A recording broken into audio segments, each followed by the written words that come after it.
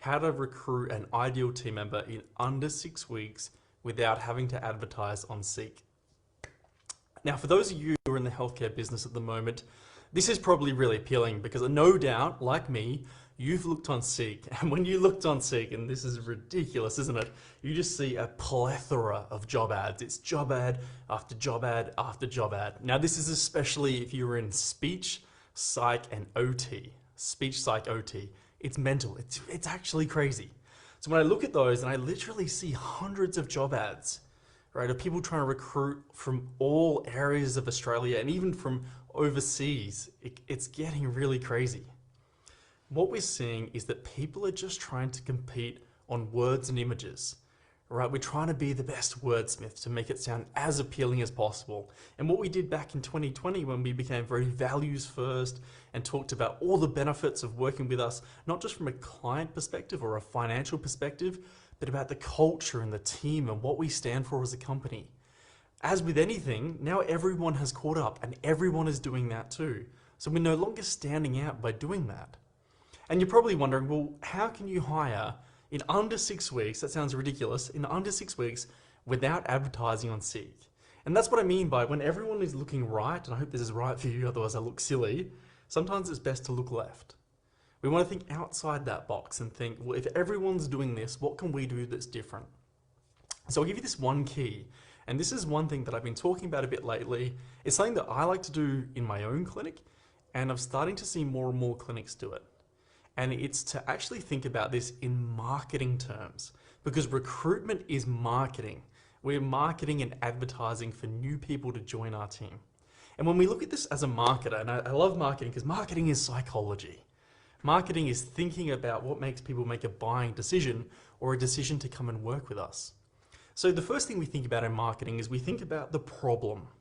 So what is the problem this person has? So essentially, if we're going to sell something to someone or sell a job to someone, we have to understand what is the problem? What is the pain point? And it may be that this person feels like they're not getting paid enough.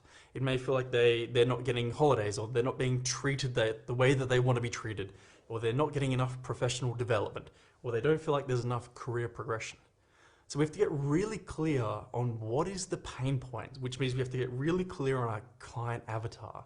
So understanding who is the person we're talking to. Because rather than going, it's a job ad for a speech pathologist with 0 to 15 years experience, we'll take anyone. Okay, when we're advertising, when we're marketing, when you market to everyone, you market to no one. Think about it slightly differently. How specific can we be? Because if we're being extremely, extremely specific, this is what actually catches people's attention. So if I see an ad, and I'm a physiotherapist, right? If I see an ad and it says, we're looking for a physio, 0 to 15 years experience who would like to come and work in this clinic. I'm like, oh, it's kind of relevant to me, but not so much really. Now you see, I love shoulders. Right, and I finished my physio degree, what, 10 years ago now? I'm getting old. 10 years ago. So if I saw an ad and it said, we're looking for a physio who would like to work in a shoulder-specific role as a shoulder physiotherapist who has more than 8 years experience. Now, as I scroll down, I feel like it's talking directly to me. Like directly to me. I'm much more likely to stop there and click on it. Okay, so when we're thinking about how we're doing this, we want to make it as specific as possible, go as narrow as possible. Who is the person you're after? Thinking about that avatar, thinking about that pain point, and making it as specific as possible. Now, the other part to this that you have to think about, sorry, I got a bit of a cold, so excuse me if I'm sniffling a little bit here, we'll have to stop for a little breath, is the other thing to think about here is if we're not going to advertise on Seek, if we're not going to advertise on all those different typical advertising means, well, where are we going to find people? So if we flip it and go, well, how would we normally talk to people? One of the best ways we can talk to people in marketing is to get them on an email list. All right, so now we're thinking, well, how do we get the people that we would like to hire, so let's call it speech, OT, psych in this example, how do we get those people on an email list that may want to come and work with us? So then we can think, well, what's valuable to these people that they would swap their email in order to get? And we could think, well, maybe a professional development a PD session, a PD evening, a PD webinar that's very specific to, let's use OT as an example. Let's look at what's the most value we can add to someone who's maybe, we want someone 3 to 5 years out, 3 to 5 years out. How can we specifically add the most value to someone in that particular area around a specific client? Because if that person worked at our clinic, they'd be perfect.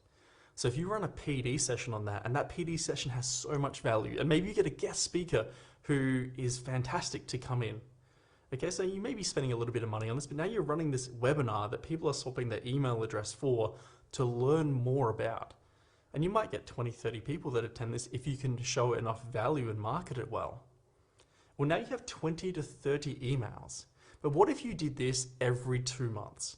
After a year, rather than having 20 to 30 emails, you've got 6 times that. You get 120 to 180 emails.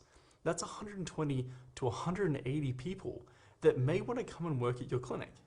Now, given, there's going to be a proportion of those people who may never want to come and work with you. But now there's a portion of those people, who see you as an expert in the field, who see you as being extremely passionate about what you do, who see you as wanting to educate and give back.